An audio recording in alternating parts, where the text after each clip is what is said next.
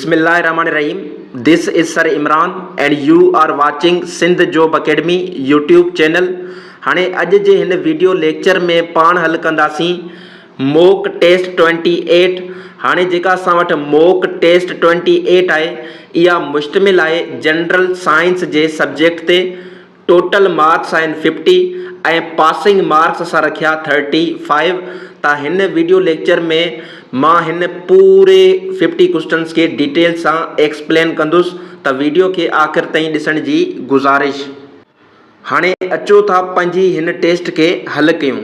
Question number 1 असां वटि चवे थो which planet is known as the red planet. हेठिन मां कहिड़े प्लानेट के रेड प्लानेट सॾियो वेंदो आहे? त 4 ऑप्शन्स असां वटि मौजूदु आहिनि। ऑप्शन ए आहे अर्थ, ऑप्शन बी आहे वेनस, ऑप्शन सी आहे मार्स, ऑप्शन डी आहे जुपिटर। त हिते जेको करेक्ट आंसर आहे उहो आहे option number C Mars. Mars के जेको आहे त रेड प्लानेट सॾियो वेंदो आहे।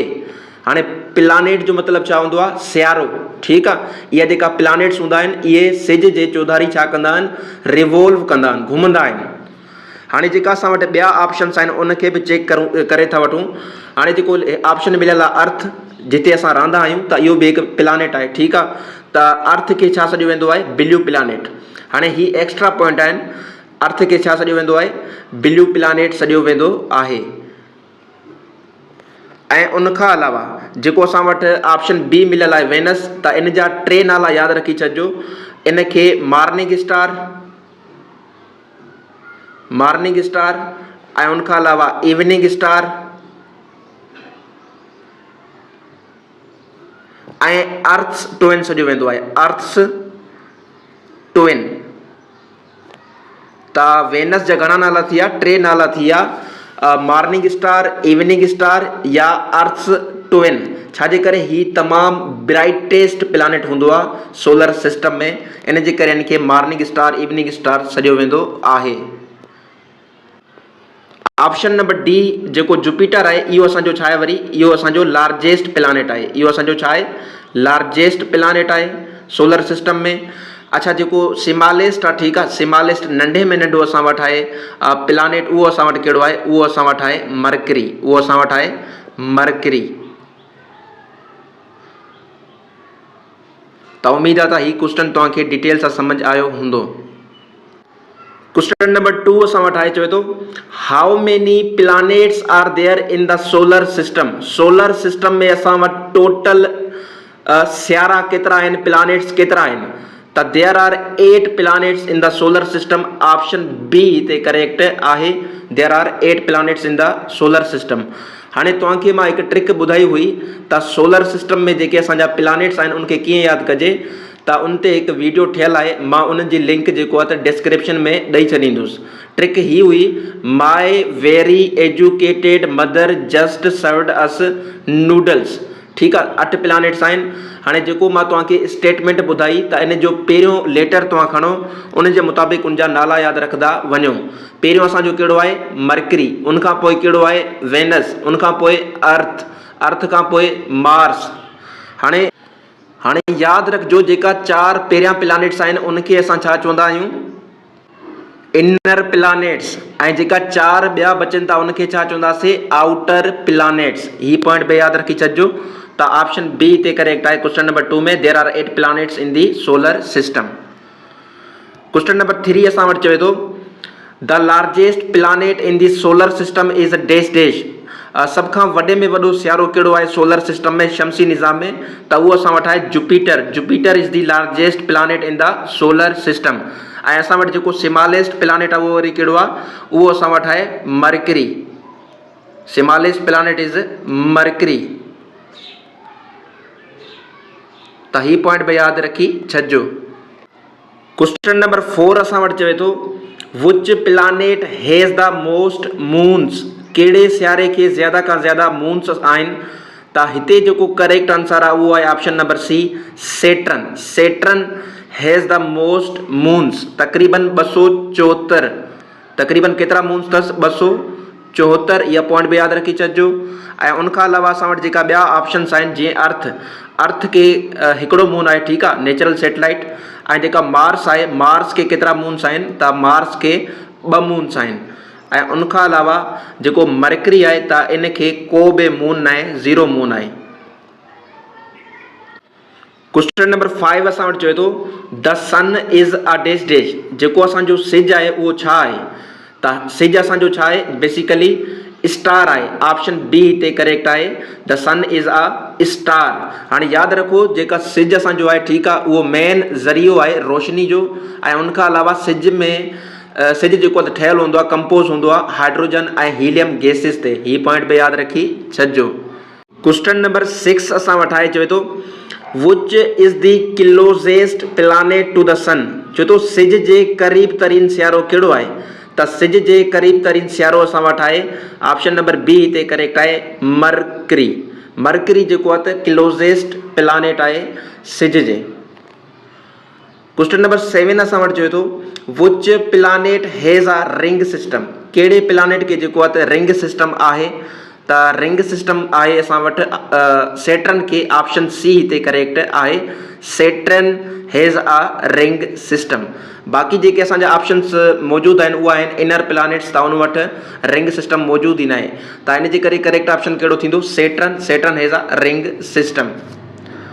क्वेश्चन नंबर 8 चवे थो earth takes how many days to revolve around the sun. जेका ज़मीन आहे उनखे केतिरा ॾींहं लॻंदा आहिनि, त उहा हिकु चकर हणंदी आहे सिज जे चौधारी, ठीकु आहे।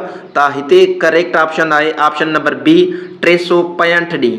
त ज़मीन जेको आहे त हिकु साल में हिकु चकर हणंदी आहे सिज जे चौधारी, ठीकु आहे। इन खे चइबो आहे रेवोल्यूशनरी मोशन। ऐं यादि रखो अर्थ पंहिंजे एक्सिस ते मेवर ते बि रोटेट कंदी आहे। उहा जेका मोशन हूंदी आहे उनखे चइबो आहे रोटेटरी मोशन ऐं या स्पिन मोशन। त उहा कंदी आहे अर्थ 24 आवर्स में, 24 घंटे में, मतिलब कि हिकु ॾींहं में कंदी आहे स्पिन मोशन या रोटेटरी मोशन।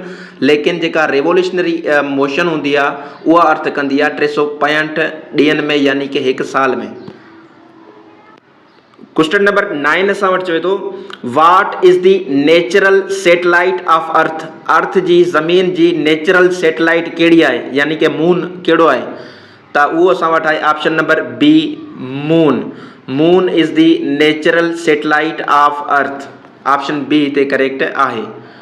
क्वेश्चन नंबर 10 चवे थो which planet is called the morning star. हेठिन मां कहिड़े सियारे खे मॉर्निंग स्टार सॾियो वेंदो आहे, त उहो सॾियो वेंदो आहे वेनस के। ऑप्शन ए हिते करेक्ट आहे। हाणे वेनस के मॉर्निंग स्टार बि सॾियो वेंदो आहे, इवनिंग स्टार बि सॾियो वेंदो आहे, ऐं उनखां अलावा अर्थ ट्विन बि सॾियो वेंदो आहे, छाकाणि त ही ब्राइटेस्ट प्लैनेट आहे इन जे करे। क्वेश्चन नंबर 11 असां वटि चवे थो which vitamin helps in blood clotting. कहिड़ो विटामिन आहे जेको ब्लड क्लॉटिंग में मदद कंदो आहे, यानी कि रत खे ॼमण में मदद कंदो आहे, त उहो आहे विटामिन के। ऑप्शन सी हिते करेक्ट आहे। क्वेश्चन नंबर 12 चवे थो deficiency of vitamin C causes dash dash. Vitamin C जे कमी जे करे कहिड़ी बीमारी थींदी आहे, त उहा थींदी आहे स्कर्वी। ऑप्शन बी हिते करेक्ट आहे, scurvy is caused by the deficiency of vitamin C. Question number 13 चवे थो which vitamin is known as the sunshine vitamin. कहिड़े विटामिन खे सनशाइन विटामिन सॾियो वेंदो आहे। तव्हांखे ख़बर आहे जेको असां वटि विटामिन डी आहे उहो असांखे सिज जी रोशनी मां मिलंदो आहे, इन जे करे इनखे सनशाइन विटामिन बि सॾियो वेंदो आहे, त उहो आहे विटामिन डी। ऑप्शन बी हिते करेक्ट आहे। क्वेश्चन नंबर 14 असां वटि चवे थो vitamin A is good for dash dash. जेको विटामिन ए आहे उहो छाजे लाइ सुठो आहे, त उहो असां वटि आहे ऑप्शन सी हिते करेक्ट आहे, विजन, ठीकु आहे। तव्हां ॿुधो हूंदो जेका कैरेट हूंदी आहे, ठीकु आहे, चवंदा आहिनि त जंहिंजी नज़र कमज़ोर आहे उहो कैरेट गजर खाए, उनमें विटामिन ए हूंदो आहे, उहो तव्हांखे नज़र में, अखि जी दीद में मदद कंदी। त ऑप्शन सी करेक्ट आहे, vitamin A is good for vision. Question number 15 असां वटि चवे थो pellagra is caused by deficiency of dash dash. Pellagra जेको आहे बीमारी आहे उहा कहिड़े विटामिन जी कमी जे करे थींदी आहे, त उहा थींदी आहे विटामिन B3 जी कमी जे करे। त ऑप्शन बी हिते करेक्ट आहे। क्वेश्चन नंबर 16 चवे थो which vitamin is essential for healthy skin. कहिड़ो विटामिन अहम आहे हेल्थी स्किन जे लाइ, सेहतमंद चमड़ी जे लाइ, त उहो आहे विटामिन सी। ठीक है। ही तव्हांजी स्किन के डैमेज थियण खां बचाईंदो आहे, प्रोटेक्ट कंदो आहे। क्वेश्चन नंबर 17 चए थो deficiency of vitamin D causes dash dash. Vitamin D जे कमी जे करे छा थींदो आहे, बीमारी थींदी आहे, उनखे चइबो आहे रिकेट्स। ऑप्शन बी हिते करेक्ट आहे। इन में जेको आहे त हॾा कमज़ोर थी वेंदा आहिनि, ख़ासि करे ॿारनि जा, जंहिंमें विटामिन डी जी कमी हूंदी आहे। क्वेश्चन नंबर 18 असां वटि चवे थो vitamin B12 is important for dash dash. जेको विटामिन B12 आहे उहो अहम आहे छाजे लाइ, त उहो अहम आहे नर्व फंक्शन जे लाइ, यानी कि तव्हांजो जेको दिमाग़ वारो सिस्टम आहे, नर्वस सिस्टम आहे, उनखे छा कंदो आहे, बूस्टअप कंदो आहे। त विटामिन B12 नर्व फंक्शन जे लाइ तमामु अहम आहे। क्वेश्चन नंबर 19 चए थो which vitamin is water soluble. हेठिन मां कहिड़ो विटामिन आहे जेको वाटर सॉल्यूबल आहे। त हिते जेको करेक्ट आंसर आहे उहो आहे ऑप्शन नंबर सी। ठीकु आहे। त विटामिन सी जेको आहे छा आहे, वाटर सॉल्यूबल आहे। हाणे यादि रखो जेका असांजा विटामिन्स हूंदा आहिनि, ठीकु आहे, हिते पॉइंट यादि रखी छॾिजो, जेका विटामिन्स हूंदा आहिनि उन जा ॿ टाइप्स हूंदा आहिनि। घणा टाइप्स हूंदा आहिनि, ॿ टाइप्स हूंदा आहिनि। हिकु असां वटि हूंदो आहे वाटर सॉल्यूबल विटामिन्स, W मां लिखां थो, ॿिया असां वटि हूंदा आहिनि फैट सॉल्यूबल विटामिन्स, जंहिंखे मां F लिखां थो। हाणे जेका वाटर सॉल्यूबल विटामिन्स हूंदा आहिनि, जेके पाणी में छा थींदा आहिनि, हल थी वेंदा आहिनि, ठीकु आहे, उहा असां वटि आहिनि विटामिन B ऐं C। ऐं जेका असां वटि फैट सॉल्यूबल विटामिन आहिनि, जेके स्टोर थींदा आहिनि फैट में, चमड़ी में, त उहा 4 आहिनि, ठीकु आहे। Vitamin A, vitamin D, vitamin E, vitamin K। त ही पॉइंट यादि रखी छॾिजो। हाणे हिन जो जेको करेक्ट आंसर आहे बाबा वाटर सॉल्यूबल विटामिन कहिड़ो आहे, उहो आहे C। क्वेश्चन नंबर 20 असां वटि चए थो vitamin A deficiency leads to dash dash. Vitamin A जी कमी जे करे छा थींदो आहे, त उहा थींदी आहे नाइट ब्लाइंडनेस। ऑप्शन सी हिते करेक्ट आहे। अखियुनि जी जेका नज़र आहे, दीद आहे, उहा छा थी वेंदी आहे, कमज़ोर थी वेंदी आहे। एतिरे क़दुरु इंसानु अंधो बि थी वेंदो आहे, ठीकु आहे, विटामिन A जी डेफिशिएंसी जे करे, कमी जे करे। क्वेश्चन नंबर 21 असां वटि चए थो SI unit of force is dash dash. Force माना कुवत। त फोर्स जो यूनिट छा आहे, त फोर्स जो यूनिट असां वटि आहे न्यूटन। ऑप्शन बी हिते करेक्ट आहे। न्यूटन खे असां ज़ाहिर कंदा आहियूं N सां, ठीकु आहे। ऐं फोर्स जो फार्मूलो छा आहे, F is equal to MA। F is equal to MA। ही जेको आहे फार्मूलो आहे फोर्स जो।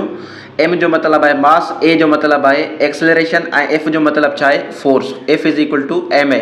त फोर्स जो यूनिट छा आहे, न्यूटन। क्वेश्चन नंबर 22 असां वटि चए थो the unit of power is dash dash. Power जो यूनिट असां वटि छा आहे, त पावर जो यूनिट असां वटि आहे वाट। ऑप्शन ए हिते करेक्ट आहे।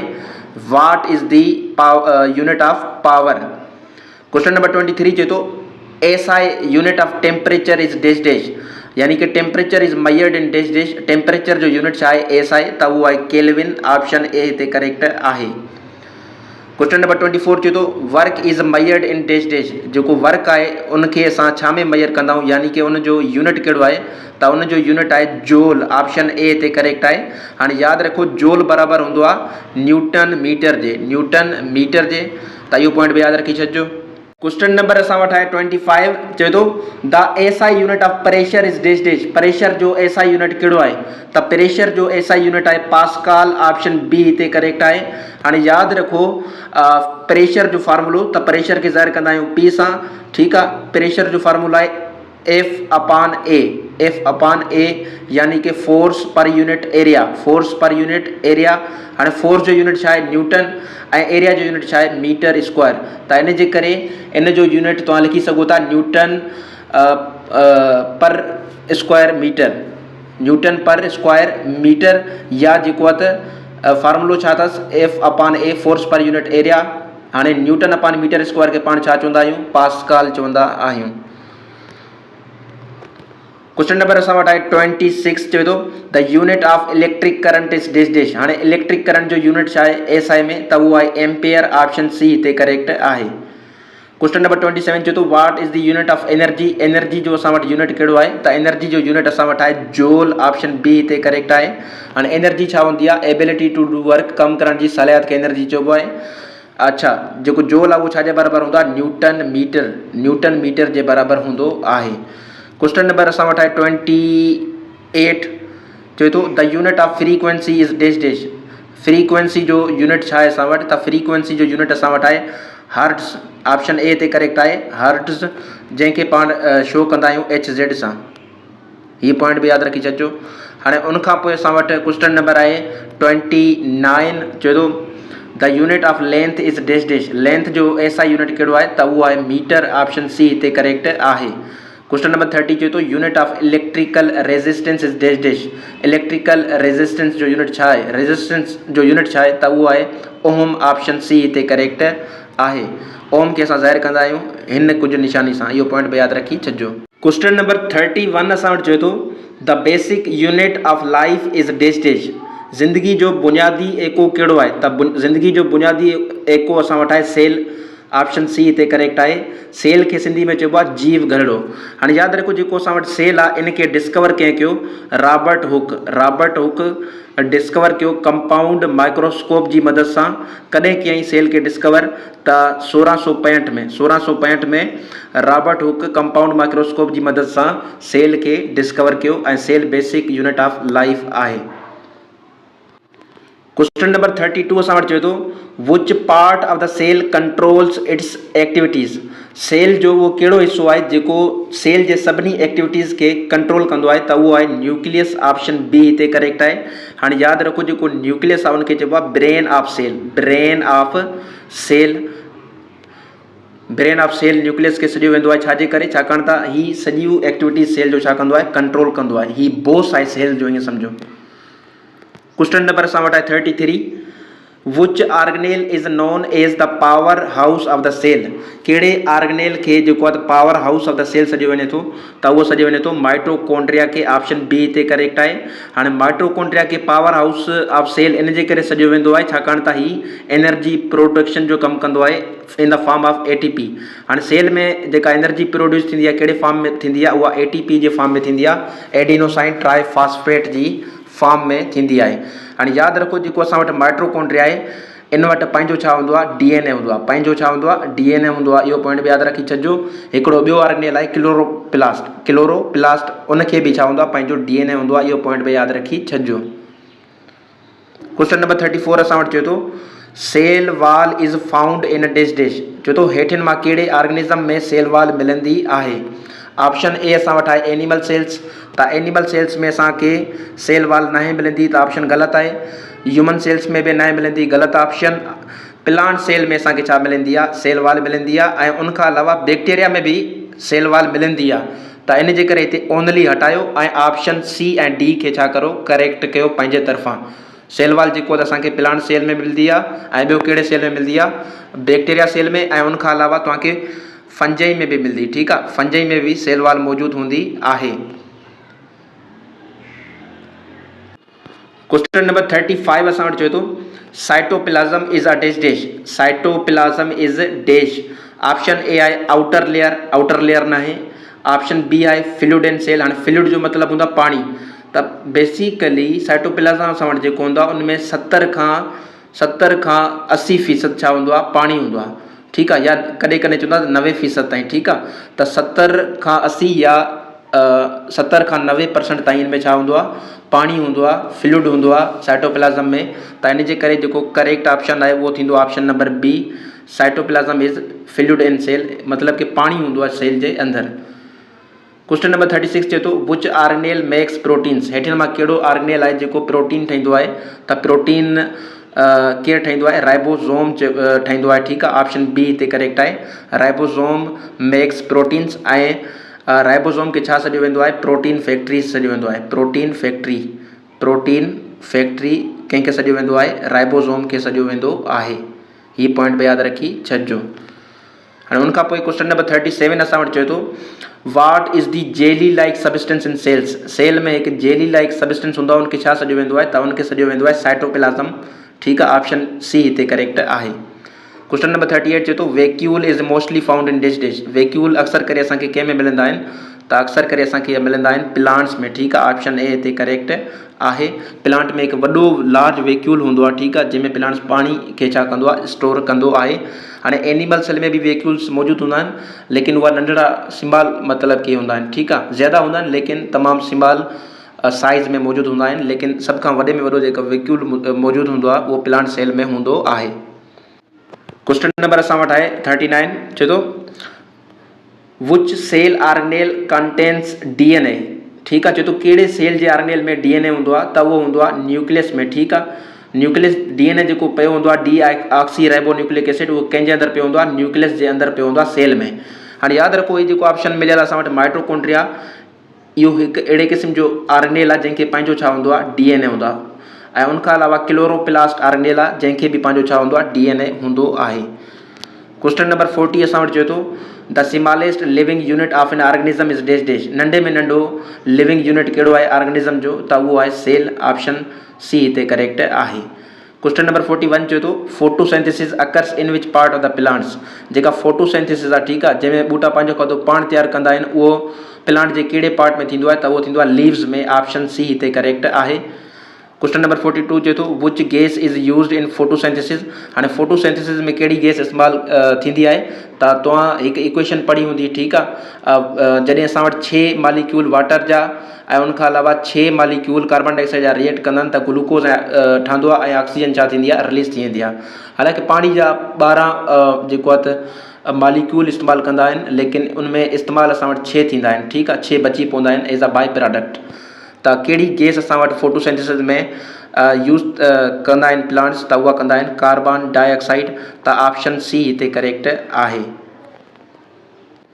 क्वेश्चन नंबर 43 चए थो the green pigment in leaves is called dash dash.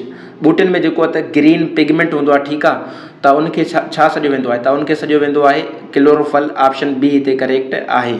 क्लोरोफल कंहिं में हूंदो आहे लीव्स में हूंदो आहे। क्वेश्चन नंबर 44 चए थो photosynthesis requires sunlight water and dash dash. हाणे यादि रखो जेको ही फोटोसिंथेसिस जो प्रोसेस हूंदो आहे अमल हूंदो आहे इन में 4 शयुनि जी ज़रूरत हूंदी आहे। घणे शयुनि जी 4। हिकु तव्हांजी थी वई सनलाइट सिज जी रोशनी, ॿियो तव्हांजो थी वियो पाणी वाटर ऐं टियों तव्हांजो छा थी वई कार्बन डाइऑक्साइड ठीक आहे। कार्बन डाइऑक्साइड थी वई त ऑप्शन सी हिते करेक्ट आहे। क्वेश्चन नंबर 45 चए थो oxygen is released during dash dash. Oxygen जेको आहे त रिलीज़ थींदी आहे ख़ारिज थींदी आहे कहिड़े प्रोसेस जे दौरान त फोटोसिंथेसिस प्रोसेस जे दौरान as a Bai product oxygen छा थींदी आहे रिलीज़ थींदी आहे। इन जे करे बूटा असांखे छा ॾींदा आहिनि ऑक्सीजन ॾींदा आहिनि। क्वेश्चन नंबर 46 चए थो the process of making food by plants is called dash dash. उहो अमल जंहिंजी मदद सां बूटा पंहिंजो खाधो पाण तयारु कंदा आहिनि त उनखे चइबो आहे फोटोसिंथेसिस। छा चइबो आहे फोटोसिंथेसिस। क्वेश्चन नंबर 47 चए थो the main product of photosynthesis dash dash. Photosynthesis में जेको मेन प्रोडक्ट ठहंदो आहे मेन शइ ठहंदी आहे उहा कहिड़ी शइ ठहंदी आहे उहा ठहंदो आहे ग्लूकोज़। ऑप्शन सी हिते करेक्ट आहे। ग्लूकोज़ जेको ठहंदो आहे मेन प्रोडक्ट फोटोसिंथेसिस प्रोसेस जे दौरान। क्वेश्चन नंबर 48 चए थो what is the source of energy for photosynthesis. Source of energy छा आहे फोटोसिंथेसिस प्रोसेस जे लाइ त उहा आहे सिज जी रोशनी। ऑप्शन सी हिते करेक्ट आहे। क्वेश्चन नंबर 49 चए थो which plant organ observe sunlight. Plant जो उहो कहिड़ो ऑर्गन आहे जेको सिज जी रोशनी खे जज़ब कंदो आहे त उहो कंदो आहे लीफ। ऑप्शन बी हिते करेक्ट आहे। हाणे उनखां पोइ क्वेश्चन नंबर 50 आहे असां वटि आहे photosynthesis takes place in dash dash. जेको फोटोसिंथेसिस वारो प्रोसेस हूंदो आहे कंहिंमें थींदो आहे त उहो थींदो आहे क्लोरोप्लास्ट में। कंहिंमें थींदो आहे क्लोरोप्लास्ट में। ऑप्शन बी क्वेश्चन नंबर 50 जो करेक्ट आहे। Thank U. Have a nice day.